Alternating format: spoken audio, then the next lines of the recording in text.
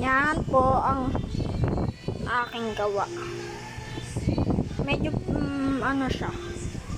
Ito po kasi yung inano ko. Yan. Yan po yung mga ginamit ko. Diba? Ganun ko na lang po. Teka.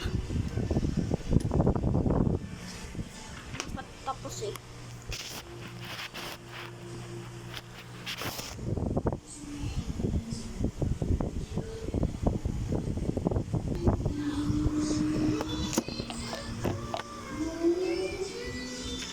Hindi ko pa po ito tapos. Teka.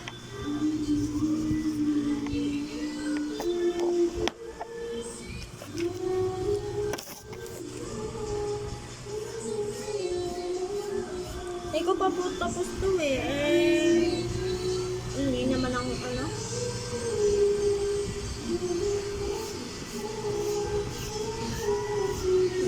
Pag hinulma ko lang po siya.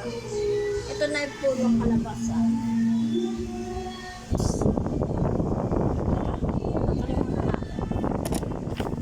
Yan ang kinalabasan. O, tawat ng Pilipinas. Teka, titisan ko lang.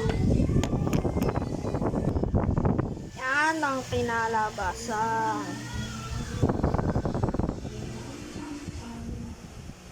Yan o. Yan ang watawat po ng Pilipinas. Goodbye! Joke lang.